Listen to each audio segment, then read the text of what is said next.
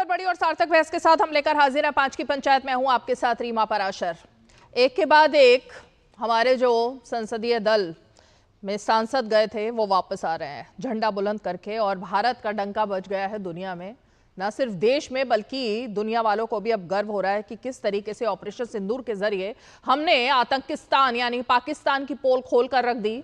और ये सिर्फ हमारे सांसद नहीं बल्कि उनके सांसद भी कह रहे हैं, यानी पाकिस्तान के सांसद भी कह रहे हैं। वो अपनी आप बीती सुनाने के लिए गए, लेकिन आप बीती तो जो सच है वो सुनानी ही पड़ेगी, उसको कैसे झुठला सकते हैं। तो उन्होंने भी बताया कि कैसे मार मार कर हमारे सैनिकों ने पाकिस्तान को दिखा दिया कि कभी भी हमारी तरफ आंख उठाकर देखोगे तो हाल बुरा ही होगा। लेकिन ये बात शायद कांग्रेस पार्टी को फिर से समझ नहीं आ रही है। शुरुआत में एक स्टैंड लिया गया था कि हम सरकार के साथ हैं, सेना के साथ हैं, लेकिन लगातार जो बयान आ रहे हैं उसके बाद एक बार फिर से इतिहास और विरासत, इसको लेकर अब एक नई बहस छिड़ गई है। और ये नई बहस छिड़ी है जब Rahul Gandhi, leader of opposition, उन्होंने एक नया बयान दे दिया। अब वो तो तालियां बजवाने के लिए बयान दिया ही गया था, क्योंकि वो अपने कार्यकर्ताओं को, पार्टी कार्यकर्ताओं को संबोधित कर रहे थे, और वहां पर उन्होंने ऐसे ऐसे शब्दों का इस्तेमाल कर दिया जिसको लेकर तालियां तो खूब बजी, लेकिन देश में सवाल खड़े हो गए। सेना पर सवाल खड़े कर दिए उन्होंने। अब सेना पर सवाल खड़े किए, ये पहले भी कई बार हो चुका है, लेकिन इस बार उन्होंने एक ऐसे शब्द का इस्तेमाल कर दिया जिसके बाद बहुत ज्यादा रोष है, और सभी लोग बगले झांक रहे हैं ऑपोजिशन के कि आखिर इसमें अब राहुल गांधी का बचाव कैसे करें। उन्होंने जो कह दिया है, उन्होंने कह दिया कि भाई ये जो सरेंडर बन गई है ना सरकार, और ये जो पूरा सरेंडर किया गया है ये क्यों था। उसके बाद अभी कुछ ही देर पहले बीजेपी अध्यक्ष जेपी नड्डा, जो केंद्र में मंत्री भी है, उनका भी एक पोस्ट सामने आया। उन्होंने सीधे सीधे राहुल गांधी को देशद्रोही कह दिया। उन्होंने कहा जिस तरह की भाषा का इस्तेमाल किया गया है, सेना के शौर्य पर सवाल खड़े किए गए हैं, ये तो कोई देशद्रोही ही कर सकता है। मध्य प्रदेश के मुख्यमंत्री, उनकी भी तरफ से बयान आया। उन्होंने कहा सीधे सीधे माफी मांगनी चाहिए अब राहुल गांधी को। और सुधांशु त्रिवेदी, बीजेपी की एक ऑफिशियल प्रेस वार्ता हुई और उसमें भी उन्होंने कई सवाल तो खड़े किए ही राहुल गांधी के ऊपर, लेकिन विरासत और इतिहास, कांग्रेस पार्टी का एक एक कर चुन चुनकर उन्होंने याद दिलाया कि कैसे आजादी के बाद से लेकर अब तक जब जब कांग्रेस की सरकारें रही, उनके प्रधानमंत्री रहे, तब तब कैसे सरेंडर मोड में सरकारें काम करती थीं। जबकि इस बार सबको पता है कि किस तरह से सेना का शौर्य सामने आया, सेना ने वो कर दिखाया जो पहले कहा जाता था कि हाथ बंधे होते थे। लेकिन राहुल गांधी की अब ये जो सरेंडर पॉलिटिक्स शुरू हुई है, इस पर जो बवंडर मचा है, आज जरा उसी पर चर्चा करेंगे। खास मेहमान हमारे साथ जुड़ेंगे भी, लेकिन सबसे पहले वो बयान जिनको लेकर इतना तहलका मचा हुआ है, और फिर मेहमानों का रुख करेंगे।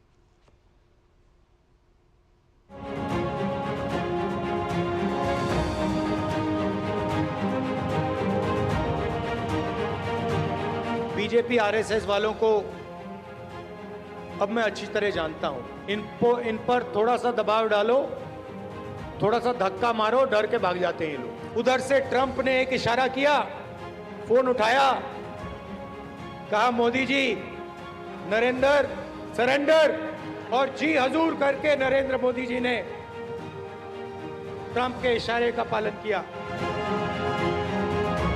अगर आपको यह समझना है सरेंडर, तो याद करिए राहुल गांधी जी केवल 2 साल पहले आप विदेश में गए थे और आपने कहा था why the defenders of democracy America and Europe are silent and not interfering in India.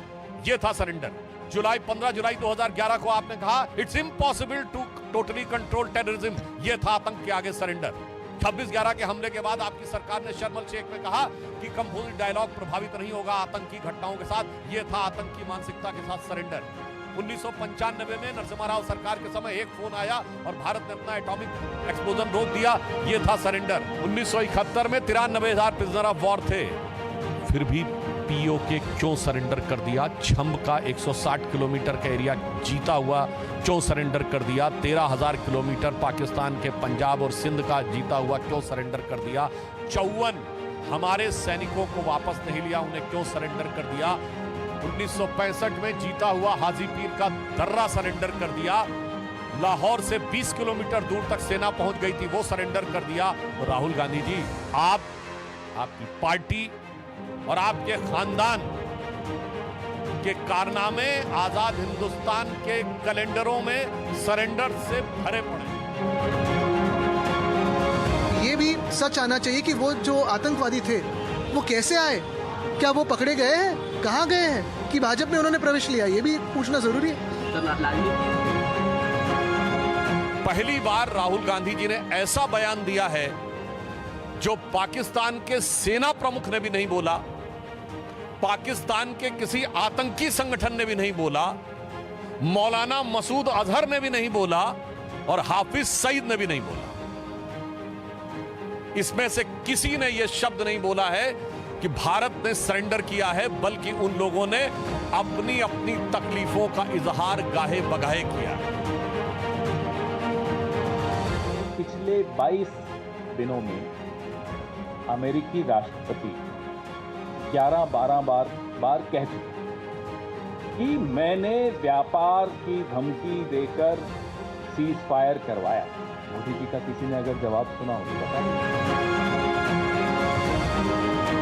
जिस प्रकार की भाषा का प्रयोग राहुल गांधी कर रहे हैं, जिस प्रकार के सवाल राहुल गांधी बार बार पूछ रहे हैं, मुझे तो पूरा शक है कि कहीं ये चीन और पाकिस्तान के पेड एजेंट तो नहीं है।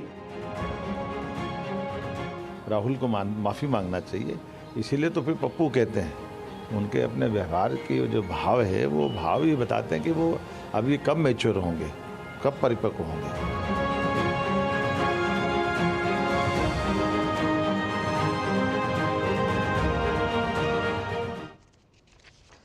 तो बहुत सारे सवालों के जवाब तलाशने ज़रूरी हैं और एक सवाल का जवाब ये भी ज़रूरी आ गया है कि ये वो लेटर्स हैं जो कि 1962 अक्टूबर 1962 से लेकर जनवरी 1963 के बीच में, जब ये पूरा का पूरा चीन के साथ जो हुआ था ना, और तब क्या हुआ था, आज यही चर्चा में है डॉक्यूमेंट। और आज इसी चर्चा को हम आगे बढ़ाएंगे इसी डॉक्यूमेंट के साथ, क्योंकि कई सारे सवाल इसको लेकर भी शुरू हुए हैं। ये नेहरू जी के वो पत्र हैं, 200 पेज से ज़्यादा का ये पूरा डॉक्यूमेंट है, जिसमें चीन के साथ जो उनके पत्राचार हुए और उसमें किस तरीके की भाषा का इस्तेमाल किया और क्या सब कहा गया था, जिसको लेकर भी बवाल कटा हुआ है। और इसीलिए मैंने कहा कि इतिहास पर चर्चा होगी, विरासत पर चर्चा होगी और चर्चा इस बात पर भी होगी कि आखिर वो कौन लोग थे जो पहले सरेंडर किया करते थे और अब वो सरेंडर करके बवंडर मचा रहे हैं। चलिए, खास मेहमान हमारे साथ जुड़ गए हैं। मैं परिचय अपने खास मेहमानों का करा देती हूँ। बीजेपी का पक्ष रखने के लिए हमारे साथ चारू प्रज्ञा, प्रवक्ता भारतीय जनता पार्टी की मौजूद है। दुष्यंत नागर जी, राजनीतिक विश्लेषक और समर्थक, कांग्रेस पार्टी मौजूद हैं। कृष्णा हेगड़े जी, शिवसेना के प्रवक्ता हमारे साथ मौजूद हैं। साथ ही हमारे साथ विक्रम सिंह यादव जी, उद्धव गुट के प्रवक्ता मौजूद हैं। आप सभी का स्वागत है। दुष्यंत नागर जी, ये जो दो सवाल हैं एक से जुड़े हुए, देशद्रोही, ऐसा करने वाला देशद्रोही हो सकता है ये जेपी नड्डा, बीजेपी के अध्यक्ष और केंद्रीय मंत्री, उन्होंने कहा है। और दूसरी तरफ सेना को लेकर जो विरासत रही है सरेंडर की, इतिहास रहा है सरेंडर का, राहुल गांधी माफी मांगे। बीजेपी ने यह स्टैंड साफ कर दिया है। अब इन दोनों का जवाब जल्दी से दे दीजिए। देखिए, अगर आप नेता विरोधी दल को देशद्रोही बता रहे हैं प्रधानमंत्री की आलोचना करने पे, या उनके लिए जो शब्दावली का उन्होंने प्रयोग किया है, तो पहले आपको निशिकांत दुबे को देशद्रोही साबित करना पड़ेगा, जो डेली दिन प्रतिदिन झूठी आधारहीन बातें रोज एक्स पे डालते हैं। और वो किस समय डालते हैं? जब वो विदेश दौरे पे गए हुए हैं भारतवर्ष के लिए समर्थन जुटाने के लिए। उस वक्त वो भारत के गौरवशाली इतिहास, जिसमें कि पाकिस्तान को बार बार पराजय का सामना करना पड़ा है भारतीय सेना के द्वारा, उसको तोड़ मरोड़ के पेश करते हैं। कभी राजीव जी के विषय में कुछ लिखते हैं, कभी इंदिरा जी के विषय में, कभी नेहरू जी के विषय में। तो देखिए, आप एक तरीके से देखिए, मैं नड्डा जी से भी यही कहना चाहता हूं और आपसे भी और बहन प्रज्ञा जी से भी यही कहना चाहता हूं। तो राजनीति में जिस तरह की शुरुआत भारतीय जनता पार्टी ने करी है और जिस प्रकार से लगातार भाजपा इस बयानबाजी दे रही है कांग्रेस के पूर्व नेताओं के प्रति, और कांग्रेस के कार्यकाल में जो सेना ने सफलताएं अर्जित की है उनको कहीं ना कहीं अनदेखा करती है और उनको धूमिल करने का प्रयास करती है। मैं तो बताना चाहता हूं आपके माध्यम से, नेहरू जी जब भारत के प्रधानमंत्री बने तो उन्होंने कितने हेक्टेयर भूमि भारत में जोड़ी। उसके बाद में इंदिरा जी प्रधानमंत्री बनी, एक राज्य भारत में जोड़ा गया। उसके बाद राजीव जी प्रधानमंत्री बने, सियाचिन का हिस्सा भारत में जोड़ा गया।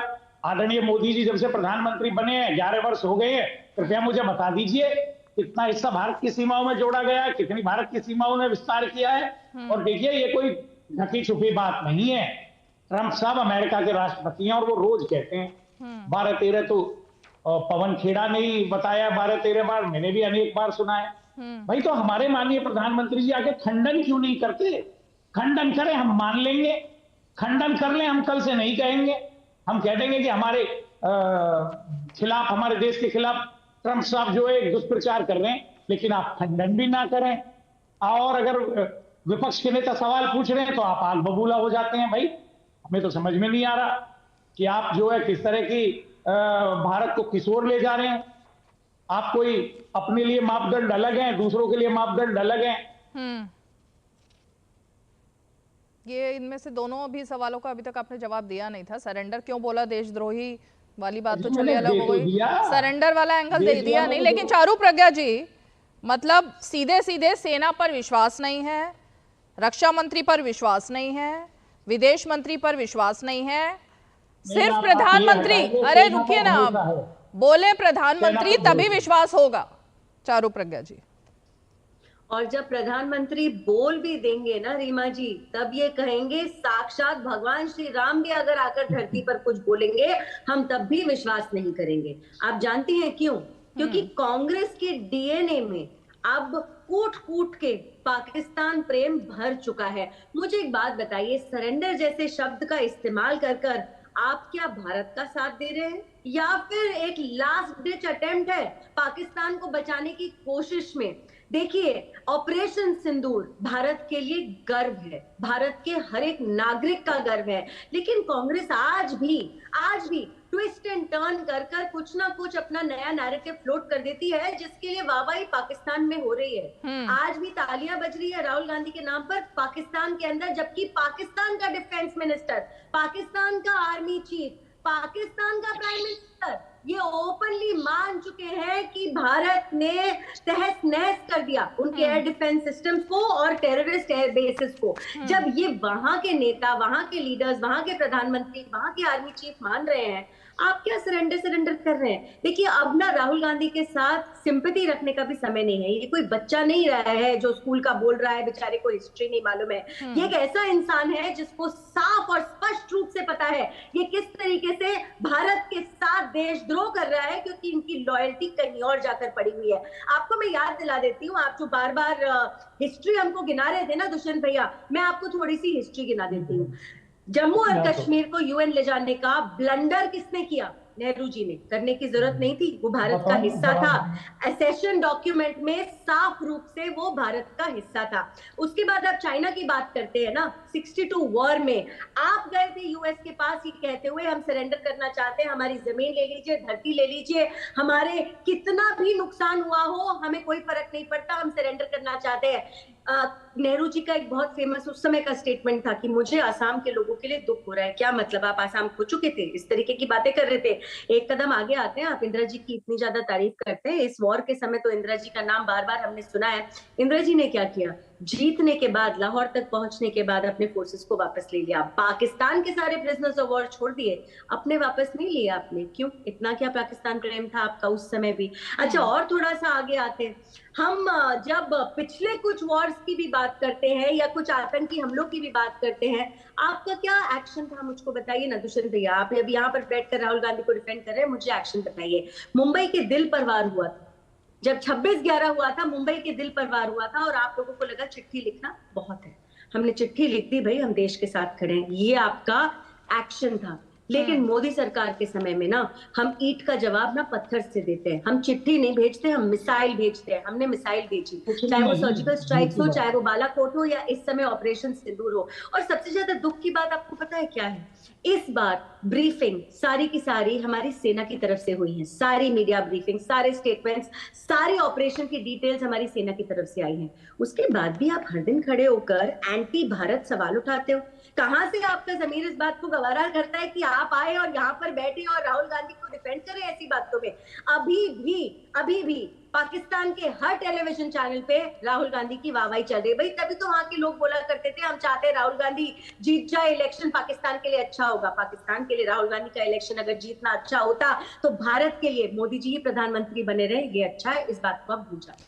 दुष्यंत नागर जी पॉइंटेड जवाब दीजिएगा आप, देखिए, क्योंकि रीमा पॉइंट्स जी, उठाए हैं उन्होंने, मैं भारत की वेग बात कर रहा हूं। स्टेटमेंट नहीं। अगर हम पॉइंट्स मैंने पर, सुने हिस्ट्री हैं, आप समय- पर और कदमों पर बात करें, किसने क्या किया और किसने क्या जवाब दिया, तो मेरे ख्याल से तभी जनता समझ पाएगी और दर्शक भी समझ पाएंगे। जी, मैं कृपया आपको हिस्ट्री में ले जाने की अनुमति चाहता हूं, मुझे हाँ। समय तो दें। देखिए, भारतीय जनता पार्टी की काबिल प्रवक्ता ने जितनी भी बातें बोली, बार बार उनको पाकिस्तान का सहारा लेना पड़ा, पाकिस्तान में ये हो रहा है, पाकिस्तान में वो हो रहा है। हम भारत की बात करते हैं जी, आपको तथ्य रखने के लिए भी पाकिस्तान का सहारा लेना पड़ता है। और मैं बताना चाहता हूं, गर्व के साथ कहना चाहता हूं, मैं राहुल गांधी के समर्थन में खड़ा हूं, उसकी पार्टी के समर्थन में खड़ा हूं, मैं नेहरू जी के समर्थन में खड़ा हूं। नेहरू जी ने गोवा का विलय कराया, श्रीमती इंदिरा गांधी जी ने 1967 में चाइना को सिक्किम में धूल चटाई, एक राज्य का विलय कराया। सरदार पटेल ने किया था दुष्यंत भैया। आप जो क्रेडिट नेहरू जी को दे रहे हैं ना, ये काम सरदार पटेल ने किए थे। भारत का हिस्सा को बनाना तो शुरू में नहीं जुड़े थे, वो सरदार पटेल ने दक्खन हैदराबाद स्टेट दक्खन को उन्होंने विलय कराया था। इतिहास नहीं जाना चाह रहे हैं तो सरदार पटेल को क्रेडिट दीजिए ना, भूल कैसे गए आप उनका नाम।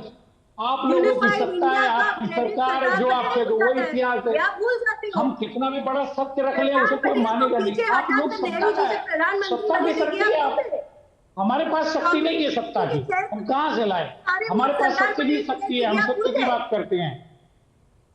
सीधी बात ही किसने क्या किया, किसने क्या किया वो एक अलग बात है। दुष्यंत नागर जी, मेरा सवाल तो सीधा था और देश की जनता का भी यही सवाल है कल से लेकर अब तक। नहीं 7वां बेड़ा भेजा था, सबने इतिहास पढ़ा है, सबको पता है कब क्या हुआ था। सेना के शौर्य पर कब किसने सवाल खड़े किए कि हमारे सैनिकों को पीटा गया, पीट कर खदेड़ा गया। एक सेकंड दुष्यंत जी, एक सेकंड दुष्यंत जी, आप उनकी आलोचना। लोग ये भी सवाल पूछ रहे हैं कि उस वक्त जब इतने सारे सैनिक हमने गिरफ्तार कर लिए थे, हमारे कब्जे में आ गए थे, तो पीओके पर बात क्यों नहीं हुई? दुष्यंत जी सुनिए, दुष्यंत जी नॉन स्टॉप मत बोलिए। दुष्यंत जी सुनिए, कई सारे सवाल जनता पूछ रही है कि तब पीओके का क्या हुआ था 1971 से लेकर के बाद में भी। लेकिन मैं अब जरा आगे बढ़ती हूँ। नहीं, एक मिनट भाई रुकिए। विक्रम सिंह यादव, ये उद्धव ठाकरे ने जो स्टेटमेंट दिया है, उद्धव ठाकरे और राहुल गांधी में इस वक्त फर्क करना थोड़ा मुश्किल हो गया है कि कौन इस तरह सेना के अपमान करते हुए, शौर्य पर ठेस पहुंचाते हुए ज्यादा बड़ा जवाब दे रहा है, बयान दे रहा है। वो कह रहे हैं कि आतंकी जो भाग गए, जो पकड़े नहीं गए, इतने सारे आतंकी जो मारे गए हैं, उन पर वो बात नहीं कर रहे। और वो कह रहे हैं कि क्या वो बीजेपी में और एनडीए में प्रवेश कर चुके हैं कि उनको बचा लिया गया? ये क्या जवाब है? एनडीए में प्रवेश कर गए आतंकी, इसलिए उनको बचा लिया गया। तो सेना क्या कर रही है इतने समय से सर? रीमा जी देखिए, सबसे पहले तो मैं आपसे ये पूछना चाह रहा हूं, सरकार से ये पूछना चाह रहा हूं कि कश्मीर पहलगांव में जो एक इतना टूरिस्ट पॉइंट जहां इतने लोग आते हैं और वहां पे एक भी सुरक्षाकर्मी नहीं, और किस प्रकार से महिलाओं के पति उनके सामने कैसे नंगे कर करके वहां पे मारा गया, कैसे कैसे उनकी हत्या कर दी। तो लेकिन जिन महिलाओं का सिंदूर उजाड़ा, जैसे सिंदूर ऑपरेशन नाम दिया, तो जिन्होंने उजाड़ा कम से कम उनको तो पकड़ के लाओ। और तो क्या कर रही है एनआईए, क्या कर रही है? नहीं, बीच चौराहे पे लाके खड़ा करो और उन महिलाओं के हवाले करो, तब हम जानेंगे कि हाय सिंदूर ऑपरेशन है। आप अच्छा, अभी आपको समझ नहीं आया जो 150 आतंकी मारे गए हैं, अभी आपको समझ नहीं आ रहा कि ऑपरेशन सिंदूर कुछ है? वो 6 कहां गए? जमीन खा गई, आसमान निकल गया, वो कहां गए? आप सरकार बजा रहे हो तो आप कम से कम पहले उनको पकड़ना चाहिए था। आपको आपसे कुछ भी पूछते, आप कह रहे हो सेना का अपमान कर रहे हैं। अरे सेना का अपमान कहां से हो गया? इसमें सेना जितनी बहादुरी से लड़ती है उतनी बहादुरी से ये आदेश दे सेना को लड़ने के लिए, ये अपनी कमी छुपाने के लिए क्या कहते हैं कि सेना का अपमान कर दिया। सेना का अपमान किसने कर दिया? सेना तो बहादुरी से लड़ती है, लेकिन जिस हिसाब से सेना लड़ती है उस हिसाब से सेना को रोका जाता है। क्यों सरेंडर किया? साहब बोल रहा है ट्रंप ने कि हाँ मैंने रुकवाया है, तो अगर नहीं रुकवाया तो आकर बीच में उस चीज का खंडन करे कि कौन होता है ट्रंप, बोले पर आकर इनमें हिम्मत है। तो ये यहाँ पर बैठ करके इनको शर्म नहीं आती है, कहते हैं सेना का अपमान करे। अरे हमारी सेना पे गर्व है, लेकिन सेना को तुम रोकते हो। बिना लड़े हमारे सैनिक सही होते हैं, हमें उस चीज का भी दुख है।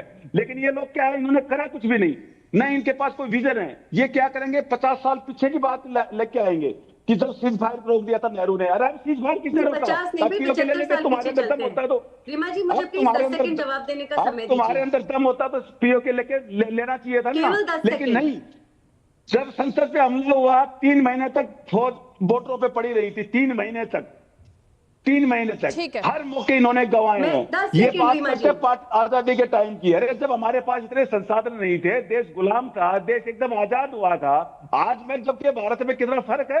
तो आप ये कह रहे हो ऑपरेशन सिंदूर फेल हुआ है, आप ये कह रहे हो? लोग हैं, इनको कुछ नहीं पता। एक मिनट, आप ये कह रहे हो ऑपरेशन सिंदूर फेल हुआ है, आप ये कह रहे हो? अरे फेल है, फेल है। जब वो तो सिंदूर द्वार गए वो कहाँ है? ऑपरेशन सिंदूर फेल है, गए वो कहाँ है? उनको पकड़ो ना। ऑपरेशन सिंदूर फेल है। एक सेकेंड। अरे ऑपरेशन सिंदूर फेल है। मत बनो, आप भाजपा की प्रवक्ता मत बनो। मैं सवाल पूछ रही हूँ, ऑपरेशन फेल है क्या? अरे सुनो मेरी बात, सारे विपक्ष ने ये बोला था कि हम सरकार के साथ है, लेकिन विपक्ष से कुछ बोला नहीं गया। सर्वदलीय बैठक बुलाई नहीं गई। इतनी सारी बातें मत बोलिए। अभी जो आपने कहा है सोच समझ के कहा है क्या? अभी जो आपने बात कही है सोच समझ के अपने होशोहवास में कही है, ऑपरेशन सिंदूर फेल है। पहले मेरी पूरी बात सुनो। पहले आप इस बात का जवाब दे दीजिए मुझे, ऑपरेशन सिंदूर फेल है क्या? आपने अभी बोला। मुझे हम ऑपरेशन सिंदूर को जब मानते, जब जिन्होंने सिंदूर उजाड़ा है उनको पकड़, उनको बीच चौराहे पे लाते, तो आप ये मान रहे हो ऑपरेशन सिंदूर फेल है? ये शिवसेना जो पहले हुआ करती थी, उद्धव ठाकरे की पार्टी, उनकी ऑफिशियल लाइन है, अगर क्योंकि उनके ऑफिशियल प्रवक्ता यहां बोल रहे हैं आदित्य ठाकरे के बयान पर, वो कह रहे हैं ऑपरेशन सिंदूर फेल है। ये आपकी ऑफिशियल लाइन है। मेरा कहना विक्रम सिंह यादव प्रवक्ता उद्धव गुट, उनको लगता है ऑपरेशन सिंदूर फेल है। ये बताओ। अरे मैं ये कह रहा हूं कि जिन्होंने सिंदूर उजाड़ा वो कहां पे? आप उनको पकड़ो ना। मैं आपसे क्या पूछ रही हूँ, आप लगातार एक ही बात बोल रहे हैं। फिर आप कहोगे हम सेना के साथ खड़े हैं, सेना के जवान शहीद होते हैं तो आपको कोई परवाह नहीं होती। आप हो बीजेपी की प्रवक्ता, आप वही बात आपको जो कहना है कहो, लेकिन ऑपरेशन सिंदूर फेल है ये कहकर आपने अपनी पार्टी की ऑफिशियल लाइन बता दी। कितने बेबस हैं आप कि आप ऑपरेशन सिंदूर को भी फेल कहने के लिए पीछे नहीं हट रहे। चारू प्रज्ञा को लेकर आइए भाई फ्रेम में। आपको कुछ लेना देना नहीं है। चारू प्रज्ञा आ रही हूँ ना, कृष्णा जी आपके पास आ रही हूँ। आप लोगों के पास आप सिर्फ और सिर्फ बीजेपी की जो कही हुई बातों को याद बोलते हो। आपको कोई देशद्रोही बन जाए आने वाले समय में। अच्छा, बार बार ये कहते हैं हम सेना के साथ हैं, लेकिन ऑपरेशन सिंदूर फेल था। मैं आपसे फिर से पूछती हूँ, 26/11 के बाद क्या किया गया था? यही सेना थी हमारी, यही सेना को एक गोली चलाने की, एक हवाई जहाज उड़ाने की अनुमति नहीं थी, अनुमति नहीं दी थी इस देश के प्रधानमंत्री ने। तो जो आज जो कहना चाहते हैं पॉलिटिकल विल इंपॉर्टेंट नहीं है, उनको मैं 26/11 याद दिला देना चाहती हूँ। और आप और आपके सहयोगी की हिस्ट्री सुन लीजिए। हाथ में जीत थी, हमारे देश के हाथ में जीत थी, आपने जीत छोड़ दी। जब पाकिस्तान कमजोर था, भागे भागे आप यूएन चले गए थे कि नहीं गए थे? जब सेना हमारी जीत चुकी थी, कांग्रेस ने तब सीज फायर कर ली थी। ये सरेंडर का सिलसिला आपने और आपके साथियों ने आजादी से लेकर आज तक चला रखा है। आजादी से आज तक, तब वो उतने बड़े ब्लंडर नहीं किए होते ना, तो इस बार पहलगाम पर अटैक नहीं हुआ होता, आतंकी हमला नहीं हुआ होता। तब आपने मतलब हाथ से थाली सजा के पाकिस्तान को पकड़ा दी थी। तब आपको याद नहीं आया? तब आपको सेना का शौर्य याद नहीं आया? सेना की जीत याद नहीं आई? एक एक हमारा सैनिक जो आज भी पाकिस्तान की जेल में है, कहते हैं करीब 55 सैनिक हमारे देश के, रीमा जी, आज भी पाकिस्तान की जेल के अंदर है। इनको तब याद नहीं आए जब इन्होंने पाकिस्तानी सारे सैनिक छोड़ दिए और अपने वापस लेने के लिए एक बार जिद नहीं करी, एक बार आवाज नहीं उठाई। अरे हमारे तो इस बार एक बीएसएफ के जवान को पाकिस्तान पकड़ ले गए थे, हम उनको भी छुड़ाकर वापस लेकर आए हैं। इसको कहते हैं पॉलिटिकल विल। और अगर आपको दिखाई नहीं देता तो आप अंधे हैं और बहरे। और हाँ, 100 बार मैं कहूंगी पाकिस्तान प्रेमी है जो अपने देश के खिलाफ खड़ा हुआ है, ऐसे समय कोई देश का नहीं हो सकता। कृष्णा हेगड़े जी, ऑपरेशन सिंदूर फेल है, ये आप ही के पुराने साथी हुआ करते थे जिन्होंने ये बात बोली है। क्या मजबूरी आ गई है ये कहने की? इतना वाहियात टाइप की सोच, इतना बेतुका बयान, क्या मजबूरी हो सकती है सर? देखिए, उद्धव ठाकरे जी की पार्टी फेल है। महाराष्ट्र में लोकसभा में भी पता चला है और विधानसभा में भी पता चला है, और यही रवैये की वजह से फेल है क्योंकि वो बाला साहेब ठाकरे जी की आइडियोलॉजी है वो भूल गए हैं। अभी ये कह रहे थे कि सम्मान्य प्रधानमंत्री जी ने क्या कहा, मैं आपको बताना चाहता हूं। उन्होंने कहा कि कोई भी फॉरेन इंटरफियरेंस नहीं था जब director general of military operations ने पाकिस्तान के director general of military operations ने हमारे director general of military operations से बात किया और उनके बीच में डिसाइड हुआ कि सीज फायर हो। कोई no meddling and no foreign interference, ये सम्मान्य प्रधानमंत्री जी ने कहा है और ये पब्लिक डोमेन पे है। दूसरी बात यह है कि कांग्रेस पार्टी ऑपरेशन सिंदूर के पहले, ऑपरेशन सिंदूर के दौरान और ऑपरेशन सिंदूर के बाद हमेशा देश के खिलाफ बोल रही थी। पहले रॉबर्ट वाड्रा ने शुरू की, फिर इमरान मसूद ने, फिर तिम्मैया ने, फिर सिद्धरामैया ने, फिर अजय राय ने, उसके बाद पवन खेरा ने, उसके बाद राहुल गांधी ने।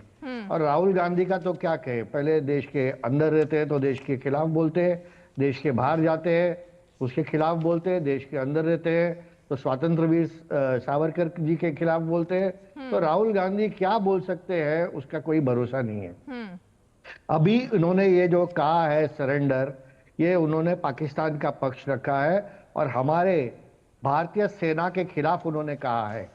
और नहीं, उन्होंने क्या कहा इस पर तो हम बाद में आएंगे कृष्णा हेगड़े जी, लेकिन उनसे ज्यादा बढ़ चढ़ के तो विक्रम सिंह यादव यहाँ बोल रहे हैं ना। अभी तक ये बात तो किसी ने कही नहीं थी। सो कॉल्ड सब लोग कह रहे हैं सेना के साथ खड़े हैं, लेकिन ये कह रहे हैं ऑपरेशन सिंदूर फेल ही हो गया है, मतलब फेल ही हो गया है।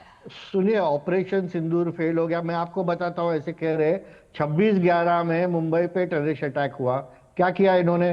बस अटैक हुआ, क्या किया इन्होंने? ट्रेन अटैक हुआ, क्या किया इन्होंने? उसके पूरे देश में इतने बार, सैकड़ों बार इनके कार्यकाल में आतंकवादी हमला हुआ, क्या किया इन्होंने? कुछ नहीं किया और ये कुछ करने वाले भी नहीं है। मोदी जी 2 बार घुस के वहां पर मारे हैं और आने वाले दिनों में भी उन्होंने कहा है कि any act of terrorism on our soil will be a act of war. और आज के दिन पे भी इंडस वाटर जो ट्रीटी है वो सस्पेंड किया गया। विक्रम सिंह यादव जवाब दीजिए, माफी मांगेंगे आप इस बात पर या आप स्टैंड करते हैं इसी बात के साथ? मैं ये कहता हूं कि सारा विपक्ष सरकार के साथ था, सरकार को नहीं बताया कुछ भी, और विदेश मंत्री पाकिस्तान को बता रहे कि हाँ हमला करने आ रहे हैं। आप मुझे बताइए कि विपक्ष, अरे किसने कहा आपको ये? आप जरा सुनिए जयशंकर जी का स्टेटमेंट सुनिए पहले। आपने बराबर अगर स्टेटमेंट नहीं सुना है तो उन्होंने कहा है कि वो ऑपरेशन होने के बाद जब डीजीएमओ के साथ बातचीत हो रही थी। नहीं, आप गलत न्यूज यहाँ पर मत दीजिए। ये खबरें आपके पास कहाँ से आती हैं? विक्रम सिंह यादव जी और दुष्यंत नागर जी, बाद उनको पता चला, ये खबरें आप लोगों के पास कहाँ से आती है? कौन से सोर्सेज है जो आपको गलत खबरें देते हैं? कौन लोग हैं वो जो गलत खबरें देते हैं आप लोगों को? जयशंकर जी का आप स्टेटमेंट पढ़िए। मुझे आपकी आवाज नहीं आई, अपना प्रश्न दोहराइए। ये गलत खबरें जो प्लांट की जाती हैं, ये गलत खबरें कि सीज फायर हो गया, अभी तक सीज फायर का शब्द का इस्तेमाल नहीं हुआ, ये गलत खबर। ऊपर से विक्रम सिंह यादव कह रहे हैं, एक सेकंड विक्रम जी सुन तो लीजिए, ये गलत खबरें कौन आप लोगों को प्लांट करता है? कौन सोर्सेज है आपके? कहाँ बैठे हैं ये सोर्सेज? बताइए कहाँ से आती हैं खबरें आप लोगों के पास? जो ये एक एक करके भाई, एक एक करके आलाप लगा रही है, दुष्यंत नागर गलत खबर चला रहे। देखिए, आदरणीय प्रधानमंत्री जी के जिगरी दोस्त, जिगरी दोस्त के लिए प्रधानमंत्री ने विदेश की भूमि पे जाके नमस्ते ट्रंप जैसे, हाउडी मोदी जैसे कार्यक्रमों का आयोजन किया। वो उन निजी दोस्त उसको माननीय प्रधानमंत्री जी कई बार बड़े मंचों से कह चुके हैं, वो ट्रंप साहब कह रहे हैं जी। अब तो यकीन तो करना पड़ेगा। अब ये तो कोई गली का कोई चलता फिरता व्यक्ति तो है नहीं, कोई ट्रोल तो है नहीं कि किसी ने लिख दिया। अरे आप पहले सम्मानित प्रधानमंत्री जी पे आप विश्वास कर रहे हैं कि नहीं कर रहे? क्या बताइए, सम्मानित प्रधानमंत्री जी का आप सर, मैं हेगड़े साहब, मैं आपके बीच में नहीं बोला, मैं किसी के बीच में बोलता नहीं हूँ। नमस्ते, आप पहले प्रधानमंत्री जी ने क्या बड़े आदरणीय हैं। आप सुनिए सर। कृष्णा जी देखिए, सम्मान की बात आई थिंक उस पार्टी के नेता से, एक मिनट दुष्यंत जी, सम्मान की बात, हाँ अब थोड़ा ठीक है, बेटर है। सम्मान की बात वैसे भी ना उस पार्टी के नेताओं से करनी चाहिए जिनके जो शीर्ष नेतृत्व है वो सम्मान करें। अब भी एक वीडियो वायरल हो रहा है किस तरह से अपने से उम्र में दुगने उम्र के कमलनाथ जी को, जो इतने सीनियर पॉलिटिशियन है, उनको कमलनाथ कहकर राहुल गांधी बात कर रहे हैं। इतने सीनियर नरेंद्र मोदी जी को, प्रधानमंत्री को नरेंद्र मोदी तू तड़ाक करके वो बात करते हैं। तो इसलिए दुष्यंत जी अगर ऐसी बात कर रहे हैं तो कोई अचंभे की बात नहीं है। देखिए, श्री मोदी जी ने तो श्री थरूर की जो पत्नी उनके लिए क्या क्या शब्द नहीं बोला, 50 करोड़ की गर्लफ्रेंड तक बोला। आज वही शशि थरूर देश के काम आ रहे हैं, भारतीय जनता पार्टी के लोग उनकी प्रशंसा कर रहे हैं। देश के काम आ रहे हैं मतलब भारतवासी है वो, भारत के काम आएंगे ना। आप भी आओगे दुष्यंत जी, सभी आएंगे। इसमें अचंभे की बात क्या है? इसमें इतने हैरानी की बात क्या है? कौन मना कर रहा है?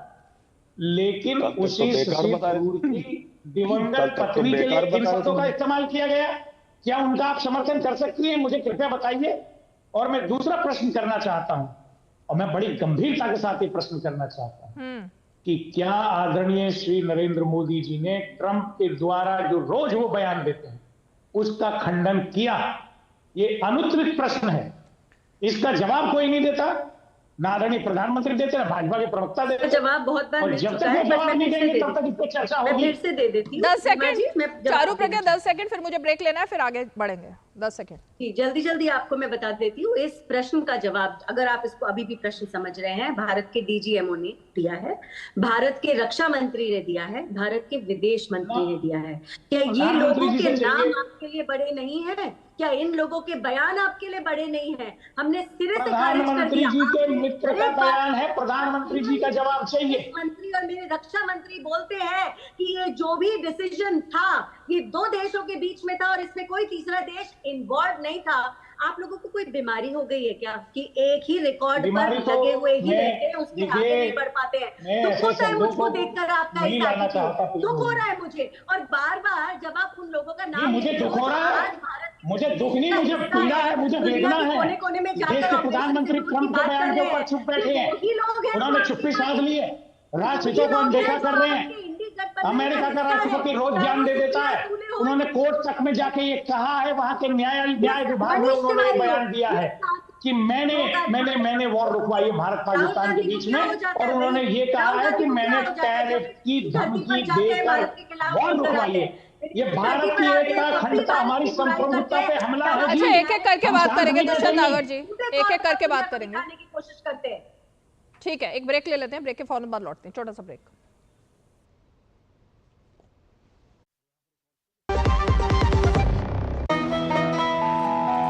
वाह यार, क्या सही हो आप। मेरा भी मन करता है कुछ करने का। मन करता है तो करो, घर की चीजों से टाइम ही नहीं मिलता। और हूँ सिर्फ 10वीं पास। आप LIC की बीमा सखी योजना के साथ जुड़ सकती हो। मैं LIC एजेंट बन सकती हूँ? पूरी ट्रेनिंग भी मिलेगी, मंथली स्टाइपेंड भी मिलेगा। स्टाइपेंड भी?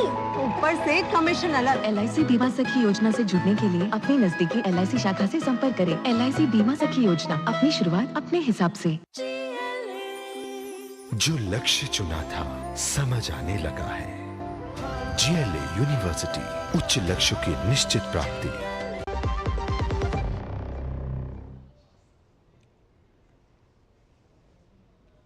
चलिए, मेरे ख्याल से दुष्यंत नागर जी और मैं सभी से ये रिक्वेस्ट करूंगी कि अपनी अपनी बारी में बोलें, लेकिन दुष्यंत नागर जी, मध्यस्थता की बात जहां तक की जाती है तो 1984 ऑपरेशन ब्लू स्टार, वो आपको सबको याद है। किसी से भी वो जो यादें हैं, बहुत दुखद यादें, वो हटी नहीं है दिमाग से, जहन से।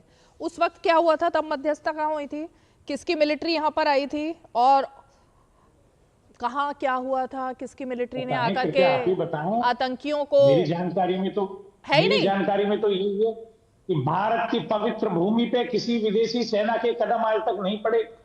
अगर कोई सेना आई है तो नहीं, अब यही बात है। ये सवाल आपसे इसलिए पूछ रही हूं मैं क्योंकि भारत के एक सेकेंड, ना तो भारत की प्रधानमंत्री ने ये बात कही, ना भारत की सेना ने कही, लेकिन ब्रिटिश प्रधानमंत्री ने ब्रिटिश पार्लियामेंट में अपनी कमर खुद ही पीठ ठोकी और ये कहा कि हमने, हमारे सैनिकों ने जाकर के बचाया था। तो अब अगर आपको ट्रंप की बात पर इतना भरोसा है तो आपको ब्रिटिश प्रधानमंत्री की बात पर भी भरोसा होना चाहिए कि उस वक्त किसने साथ दिया था। आपको अपने प्रधानमंत्री की बात पर भरोसा नहीं है, अपने रक्षा मंत्री की बात पर भरोसा नहीं है, अपनी सेना की बात पर भरोसा नहीं है, अपनी किसी बात पर भरोसा नहीं है, तो बता दीजिए हमें फिर। तो आपकी बात पे भी भरोसा है, हाँ। हमें प्रधानमंत्री की बात पे भी भरोसा है, हमें सेना की बात पे भी भरोसा है, नहीं हमें बहन है, आपको शहजादी ट्रंप की बात पर पे भी भरोसा है, आपको ट्रंप की बात पर भरोसा पे भी भरोसा है। लेकिन हमारा सम्मान पूर्वक प्रश्न है, और प्रश्न हम रोकेंगे नहीं, प्रश्न हम पूछेंगे। जब तक ट्रंप अमेरिका में हमारी एकता, अखंडता और संप्रभुता पे सवाल उठाएंगे, जब तक वो कहेंगे कि मैंने सीज फायर कराया, तब तक हम सवाल पूछेंगे। आपके सवाल का जवाब देंगे, और आपके सवाल का सरकार ने जवाब दिया, और आपके सवाल का जवाब एस जयशंकर जो कि विदेश मंत्री है उन्होंने भी दिया, आपके सवाल का जवाब रक्षा मंत्री ने भी दिया, आपके सवाल का जवाब सेना ने भी दिया, आपके सवाल का जवाब डीजीएमओ ने भी दिया, लेकिन आपको नहीं सुनाई दिया। दुखद बात यह है दुष्यंत जी। बात डीजीएमओ साहब हमारे हैं, लेकिन हमारे डीजीएमओ साहब ट्रंप के मित्र नहीं है। ट्रंप के मित्र कौन है? यहाँ पर मित्रता नहीं चल रही है, यहाँ कूटनीति चल रही है सर। दुष्यंत जी क्या हो गया आपको? तो प्रधानमंत्री क्या हो गया आपको? बताएं, सारे सीक्रेट पाकिस्तान को बताने हैं क्या? ट्रंप झूठ बोल रहे हैं, सारे सीक्रेट बताने हैं दुष्यंत जी? ट्रंप देश को गुमराह कर रहे हैं, ये बात तो प्रधानमंत्री जी को दुष्यंत जी सारे सीक्रेट पाकिस्तान को बताना चाहते हैं क्या? जो है राहुल गांधी सारी कूटनीति पाकिस्तान को बताना चाहते हैं हम क्या कर रहे हैं क्या नहीं कर रहे हैं? किसने कह दिया? मैं तो पूछ रही हूँ आपसे। ये तो आपके मन का विचार है, ये तो आप सोच रहे हैं। ये जरा बिलावल भुट्टो की बाइट चलाइए। मैंने एक बार भी नाम नहीं लिया, लेकिन आप और भाजपा के प्रवक्ता बार बार पाकिस्तान। अरे भाई, ऐसे रोग स्टेट का नाम लेना भी ठीक नहीं। अच्छा, एक दुष्ट राष्ट्र जिसने पूरी दुनिया में आतंकवाद दिया है।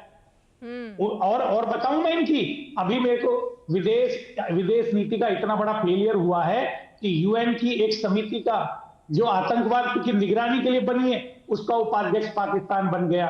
हमारे विदेश मंत्री। अब आप नाम ले रहे हो पाकिस्तान का, क्यों नाम ले रहे हो पाकिस्तान का? आतंकिस्तान है वो। तो लेना नहीं चाहता, लेकिन मत लीजिए, मजबूर करते हैं। मत लीजिए ना, भारतीय जनता पार्टी के साथी मत लीजिए। विक्रम सिंह यादव रोग स्टेट का नाम नहीं लेना चाहते, जिसने भारत को इतिहास के पन्ने अगर आपने भी खंगाले होते और बाला साहब ठाकरे जी की विरासत जो है उसको आप लोग आगे बढ़ा रहे हैं अगर, तो पता होता कि बाला साहब ठाकरे क्या सोच रखते थे पाकिस्तान के बारे में, क्या सोच रखते थे कांग्रेस पार्टी की इस नीति के बारे में, जिसको कई बार सवालों के घेरे में खड़ा किया था उन्होंने खुद।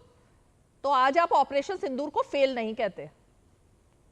नहीं प्रिया जी, रीमा जी, आप बोल दो कि ट्रंप ने झूठ बोला है, आप बोल दो, एक बार आप बोल दो, आप बोलो कि मैं ट्रंप झूठ बोल रहा है, आप बोल दो, एक बार बोल दो आप अपने इस पे कि ट्रंप झूठ बोल रहा है।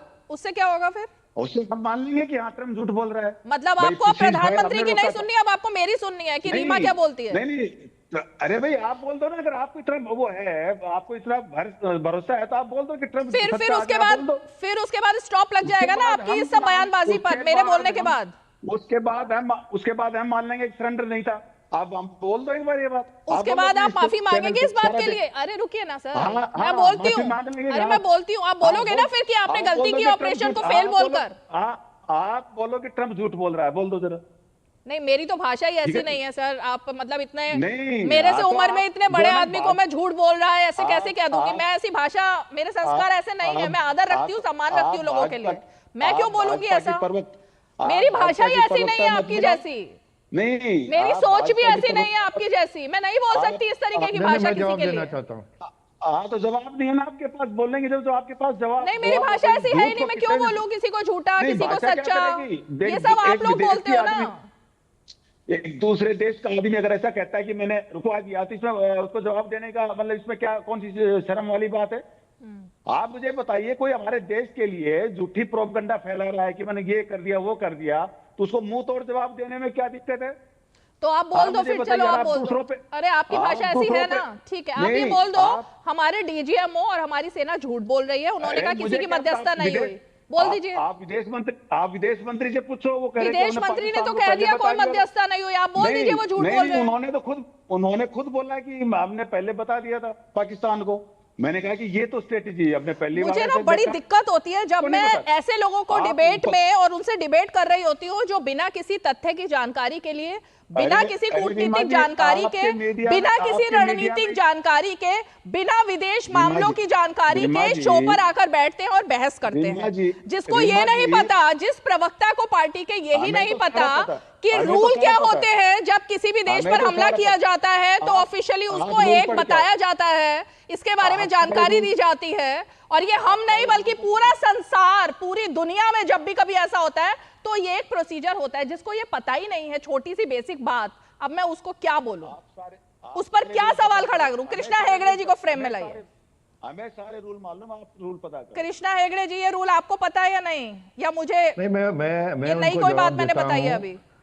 मैं इनको जवाब देता हूं। अगर आप देशभक्त है, अगर आप देशभक्त है तो आप बोलेंगे कि संकट के घड़ी में जब देश जूझ रहा है कोई दुश्मन से, तो प्रधानमंत्री सच बोल रहे हैं, विदेश मंत्री सच बोल रहे हैं, रक्षा मंत्री सच बोल रहे हैं, गृह मंत्री सच बोल रहे हैं, हमारी भारतीय सेना सच बोल रही है, चीफ ऑफ डिफेंस स्टाफ सच बोल रहे हैं। और आज जो ग्लोबल टीम गई है पूरे विश्व में, वो सच बोल रहे हैं, भारत का पक्ष रख रहे हैं। और आप यहाँ पर उद्धव ठाकरे के प्रवक्ता यहाँ पर आकर झूठ बोल रहे हैं और भारतीय सेना के खिलाफ बोल रहे हैं, प्रधानमंत्री के खिलाफ बोल रहे हैं, देश के खिलाफ बोल रहे हैं। आपकी प्रियंका चतुर्वेदी वहां पर क्या बोल रही है वो पहले पूछिए। कांग्रेस पार्टी के सलमान खुर्शीद वहां पर क्या बोल रहे हैं वो पूछिए। कांग्रेस पार्टी के शशि थरूर वहां पर क्या बोल रहे हैं वो पूछिए। एनसीपी के सुप्रिया सुले वहां पर क्या बोल रहे हैं वो पूछिए। और किस पे विश्वास करेंगे हम देख लेंगे। आप जो यहाँ बोल रहे हैं वो झूठ बोल रहे हैं, क्योंकि ग्लोबल डेलीगेशन में इंडी गठबंधन के भी सांसद है। नहीं सुनिए, ग्लोबल डेलीगेशन में इंडी गठबंधन के भी सांसद है और वो क्या बाहर जाके झूठ बोल रहे हैं वो मुझे बताइए पहले। ये पॉइंट है। अरे ये पॉइंट है, बताइए ना आप विक्रम मुझे। जी। प्रियंका चतुर्वेदी ने जो पक्ष रखा, सुप्रिया सुले ने जो पक्ष रखा, क्या वो झूठ बोल रही हैं? रीमा जी, हाँ, हमने तो कहा था कि हम बोलिए ना। हम तो पक्ष, मैं तो बोल रहा हूँ, इन लोग सब सच बोल रहे हैं। इनको पता नहीं है कुछ भी, एक बार इनको चुप करो। देखिए, अरे कैसा पता नहीं है मेरे को तो ग्लोबल, आपको कुछ नहीं पता के साथ अपने खुले तौर पे वो तो दिख रहा है किसको क्या पता है किसको नहीं पता है। सरकार ने नहीं, सरकार ने वो तो दिख रहा है ना मेरे भाई, सरकार किसको पता है किसको नहीं पता है। विदेश मंत्री हमारे पाकिस्तान को बता रहे हैं, इनको पता था क्या? ये इन्होंने बताया था कि इनसे पूछो जरा, ये बोल रहे हैं। बोलिए पूछिए कि विपक्ष ने ये कह रहे हैं भाई विपक्ष जो है साथ नहीं था इसमें, ये नहीं कर रहे। विपक्ष तो साथ था, विपक्ष ने तो कहा था कि हम सरकार के साथ है, कब मना किया था। लेकिन ये क्या आरोप लगा रहे हैं कि नहीं सेना ये जो डेलीगेशन है वो सम्माननीय प्रधानमंत्री ने चुना है, आपके पार्टी से बेचे हुए लोग नहीं है। कांग्रेस पार्टी से शशि थरूर नहीं आए, उन लोग अलग नाम दे रहे थे।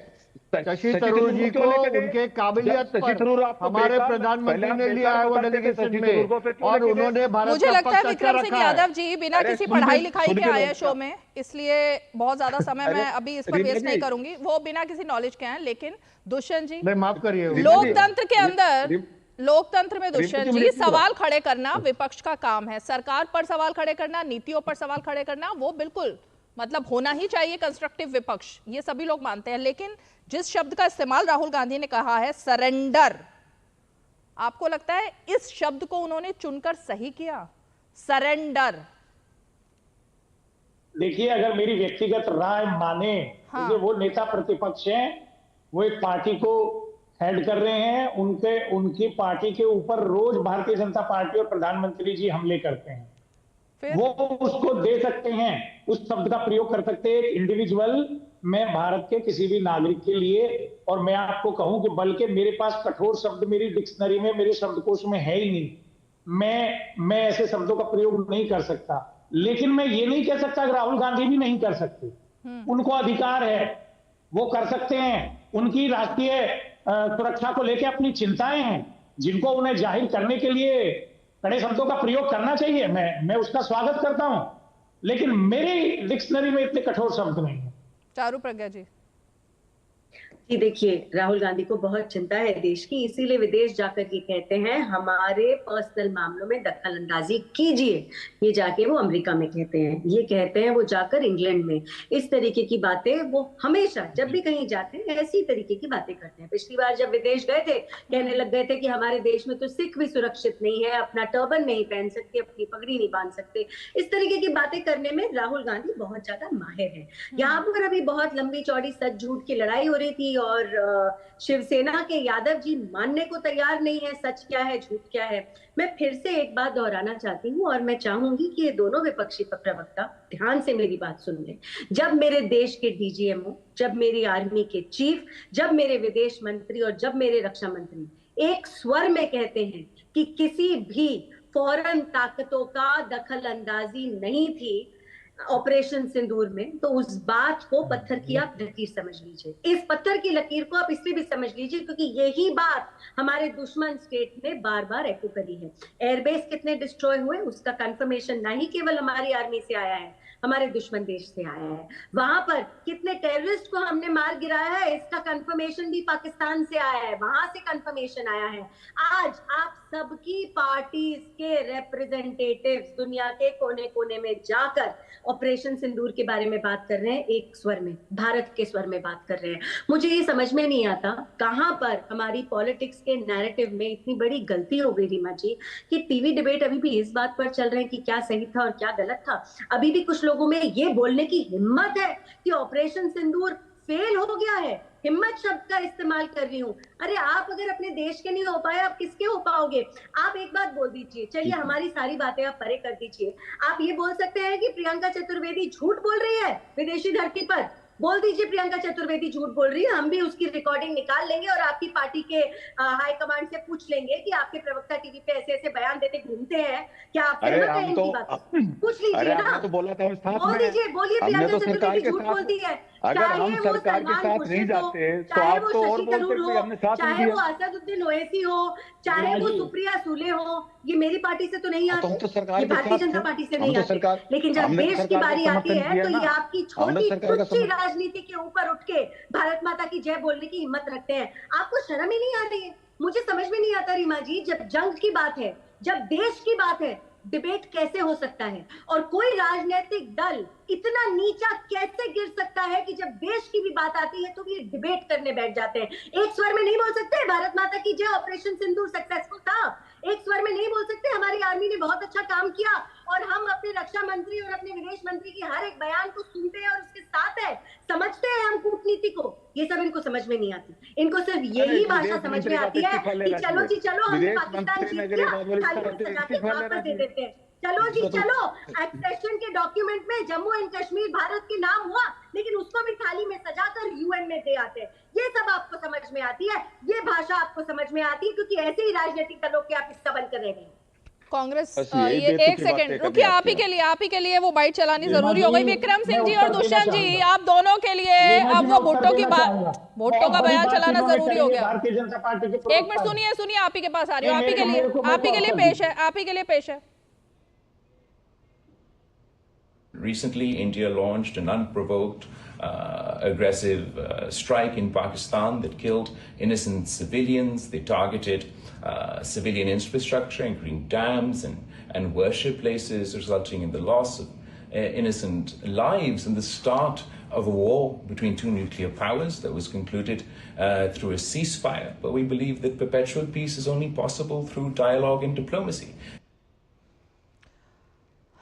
सुन लिया दुष्यंत जी, और खास करके विक्रम जी आपके लिए था ये, खास करके विक्रम जी आपके लिए था ये जो चारू प्रज्ञा ने अभी बात बोली, अब ये आप ही के लिए था। अब प्रियंका चतुर्वेदी तो मान गई, लेकिन आप नहीं मान रहे हो। क्या नहीं मान रहे कि सेना ने क्या शौर्य दिखाया? ऑपरेशन सिंदूर हमारी सेना का शौर्य था, हर देशवासी का शौर्य था। भारत माता का मुकुट, उसके ऊपर एक और बिंदी लगी है। विक्रम सिंह जी आप सुनो ना, हाँ, हमारी सेना पे हमने गर्व है। सेना पूरे मजबूती के साथ लड़ती है, लेकिन मजबूती के साथ सेना को आदेश नहीं मिलता है। मैं ये कह रहा हूँ, आप हमारे ऊपर बात ला रहे हो कि हम सेना का अपमान कर रहे हैं। क्योंकि आपने कहा ऑपरेशन सिंदूर फेल हो गया है। ऑपरेशन सिंदूर किसने लड़ा? सेना ने लड़ा, उसको आपने फेल बोल दिया, और फिर भी आप सेना के साथ खड़े हैं। कैसे खड़े हैं? अरे सीज फायर किसने किया? सीज फायर तो हुआ ही नहीं है अभी तक। बार बार आपको बता रही हूँ, ऑपरेशन इज ऑन। सेना का ऑफिशियल बयान है, ऑपरेशन इज ऑन। तो सीज फायर नहीं हुआ तो उससे पहले सिंदूर ऑपरेशन को कैसे आप कह सकते हो कि पूरा हो गया? फिर कहाँ पूरा हुआ है? कहाँ पूरा हुआ है सर? किसने कहा पूरा हुआ है? कोई नहीं कह रहा पूरा हुआ है। तो उससे पहले डंका क्यों बजा रहे हो? फिर जब पूरा होगा तब बात करना ना। कौन सी डंका बजा दी? तो पूरा होगा तब बात करना। आप पहले ही आप मुझे बताओ उन महिलाओं पे क्या गुजर रही होगी जिनके पतियों को उनके सामने उन्हीं के लिए, भारत माता के लिए ये बदला लिया गया है, जिसमें 150 आतंकी ठिकाने, 150 आतंकी मारे गए हैं। आपको नहीं पता है? अरे वो 6 आतंकी कहा है, मैं आपको नहीं पता है हो क्या रहा है देश में? जिन्होंने सिंदूर उजाड़ा वो 6 आतंकी कहा है? आप सुन रहे हो क्या अंदर अनसुना कर रही हो? 6 आतंकी कहा है ये बताइए मुझे आप। अगर वो 6 आतंकी पकड़े जाते हम मानते हाँ, तब आप बोलते कि हाँ हमने ये किया। वो उनका को अता पता नहीं कहाँ गए वो, कैसे बोलने का कृष्णा हेगड़े कैसे घुस के आए, कैसे घुस के आए वो हिंदुस्तान में? ये पूछ रहे हैं कि सीज फायर जब खत्म नहीं हुआ है तो डंका क्यों बजा रहे? तो एक काम कीजिए ना, उधर शाहिद अफरीदी नाच रहा था, आप भी जाके नाचिए उसके साथ, नाचिए शाहिद अफरीदी के साथ वहां पर जाकर। क्या बेतुकी बातें करते हैं? नहीं बेतुकी है ना, आप बेतुकी बात कर रहे। आपको देश के सेना पे विश्वास नहीं है, आप कह रहे हैं कि ऑपरेशन सिंदूर अनसक्सेसफुल है। नहीं देखिए सुनिए, तुम जाओ ना, तुम आपको प्रश्न पूछने का हक है, लेकिन आपको पाकिस्तान का पक्ष रखने का कोई हक नहीं है। आप देश के खिलाफ बात कर रहे हैं, आप भी देशद्रोही हैं फिर अगर आप देश के खिलाफ बात कर रहे हो बैठ करके। अरे सुनिए, आप देश के खिलाफ बात कर रहे हैं। ऑपरेशन सिंदूर फेलियर है, कौन बोला यहाँ पर? ऑपरेशन सिंदूर फेलियर है, कौन बोला यहाँ पर? ऑपरेशन सिंदूर फेलियर है, कौन बोला यहाँ पर? मैं ये पूछ रहा हूँ कि ऑपरेशन सिंदूर फेलियर है, कौन बोला यहाँ पर? आप बोले, सिंदूर आप बोले, आपके नेता संजय राउत बोले, दोनों बोले, आप संजय राउत भी बोले और आप भी बोले।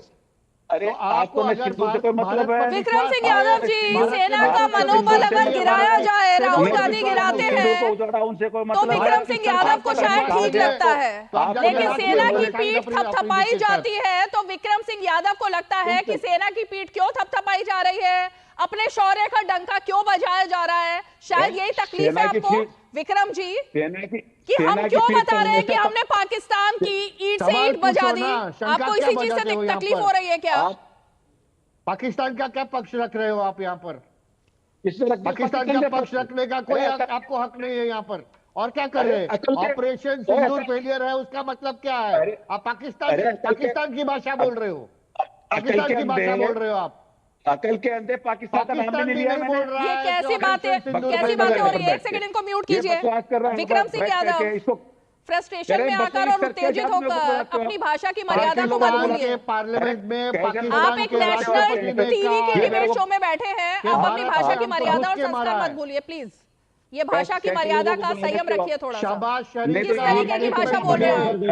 भाषा पर लगाम रखिए थोड़ा सा विक्रम सिंह यादव। दुष्यंत नागर, वो आप सुनिए। दुष्यंत नागर, देखिए रीमा जी, जो भारतीय जनता पार्टी के प्रवक्ता ने कहा, निश्चित रूप से मैं उससे एग्री करता हूं। भारतीय सेना ने सामरिक दृष्टि से अति महत्वपूर्ण पाकिस्तान के सैन्य ठिकानों पर कारगर हमले किए और पाकिस्तान को बहुत अधिक क्षति पहुंचाई, इस बात में कहीं कोई डाउट ही नहीं है। लेकिन जब हमारी सेना ने बढ़त बना रखी थी और हम पीओके ले सकते थे और पाकिस्तान को 4 भागों में विभक्त कर सकते थे, इसी समय पे हमारे देश के प्रधानमंत्री जी अपने मित्र के दबाव में आ गए, ट्रंप के, और ये सीज फायर हो गया। सारी की सारी विफलता इस बात की है। फिर सीज फायर बोल रहे हो। हमने भारतीय सेना के पराक्रम की बात ना मैंने कही है और ना यादव जी ने कही है। हम तो हमारा रणनीतिक जो हमारा राजनीतिक जो नेतृत्व है, कहीं ना कहीं वो कमजोर साबित हुआ है। बात सारी इस बात की हो रही है, अमेरिका के दबाव में आकर सीज फायर नहीं होना चाहिए। मैं पॉइंटेड एक क्वेश्चन पूछना चाहती हूँ दुष्यंत जी, सीज फायर शब्द का इस्तेमाल मेरे देश में कब और किसने किया? अगर आप इस सवाल का जवाब दे सकते हैं तो सीज फायर कहिएगा, वरना अपने शब्द वापस ले लीजिए। चलिए, बहुत बहुत शुक्रिया आप सभी खास मेहमान आज 5 की पंचायत में जुड़े। कई वक्त है हमारे पास, बहुत बहुत शुक्रिया। और सीधे आपको राष्ट्रपति भवन लिए चलते हैं, जहां पर रक्षा अलंकरण समारोह आयोजित किया जा रहा है।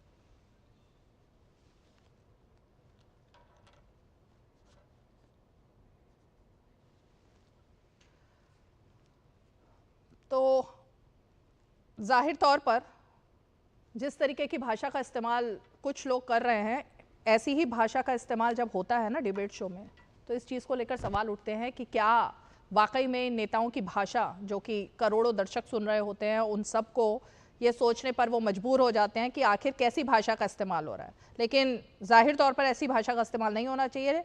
और अब एक छोटा सा ब्रेक ले लेते हैं, ब्रेक के फौरन बाद लौटेंगे।